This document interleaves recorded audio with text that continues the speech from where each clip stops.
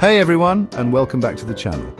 If you're anything like me, you're always looking for ways to optimize your study habits and squeeze the most out of every minute you spend learning.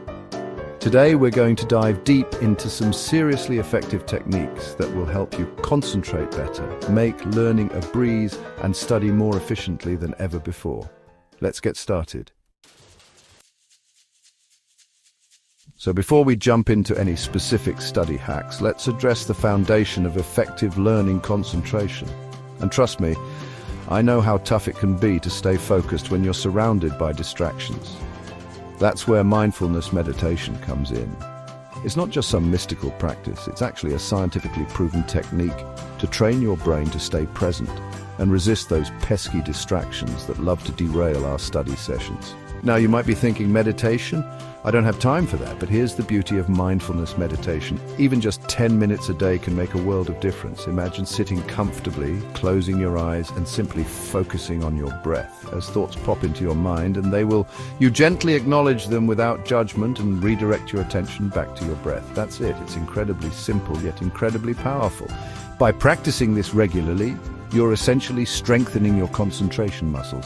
You'll find yourself less easily distracted, better able to maintain focus on your studies, and ultimately, you'll be able to absorb and retain information more effectively. Think of it like this. If your mind is a wandering puppy, mindfulness meditation is like teaching it to walk calmly by your side. It takes a bit of training, but the results are well worth the effort. There are tons of fantastic guided meditation resources available online, and even apps designed specifically for beginners. So give it a try and see how mindfulness meditation can transform your study sessions. Okay, now that we've laid the groundwork for solid concentration, let's dive into some strategies to make the learning process itself more engaging and effective. This is where active learning comes in. It's all about ditching the passive highlighting and note-taking and actively engaging with the material. One of the most powerful active learning techniques is teaching what you've learned to someone else. Whether it's a friend, family member, or even just explaining it to yourself out loud, the act of teaching forces you to organize the information in your mind in a clear and concise way. And trust me, if you can explain a concept clearly to someone else, you definitely understand it. Another great active learning strategy is discussing the material with peers. Forming a study group creates a collaborative environment where you can bounce ideas off each other, ask questions, and clarify any points of confusion. The process of explaining concepts to each other and hearing different perspectives can significantly deepen your understanding. Don't underestimate the power of actively working with the material. Instead of just reading a chapter passively, try summarizing the key points in your own words, creating flashcards, or even drawing diagrams to visualize the concepts. The more senses you engage in the learning process, the better your brain will retain the information.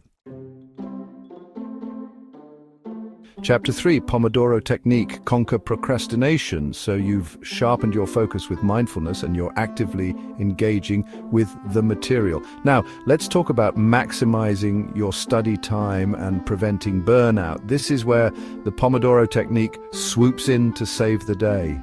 It's a simple yet incredibly effective time management method that can transform the way you approach your study sessions. Here's how it works. You set a timer for 25 minutes of focused work, followed by a 5-minute short break. During those 25 minutes, you eliminate all distractions. Put your phone away, silence notifications, and dedicate yourself entirely to the task at hand.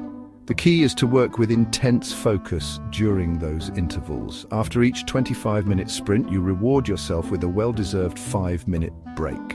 This is your time to relax, stretch, grab a drink, or do anything non-study related. Then you repeat the cycle. After every 4 Pomodoros, you take a longer break of 15 to 20 minutes to recharge fully. The beauty of the Pomodoro technique is that it breaks down your study sessions into manageable chunks, making it less daunting to get started. The built-in breaks help prevent burnout and maintain your focus over longer periods. It's like interval training for your brain. Plus, the satisfaction of ticking off each Pomodoro can be surprisingly motivating. Give it a try and see how this simple technique can boost your productivity and help you conquer procrastination. So there you have it. 3 powerful techniques to boost your focus, learn more effectively, and study smarter, not harder. Remember, it's not about the quantity of time you spend studying, but the quality of your focus and engagement. If you found these tips helpful, give this video a thumbs up and let me know in the comments which technique you're most excited to try out: mindfulness meditation, active learning, or the Pomodoro technique.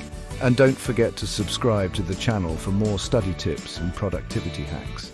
Until next time, happy studying.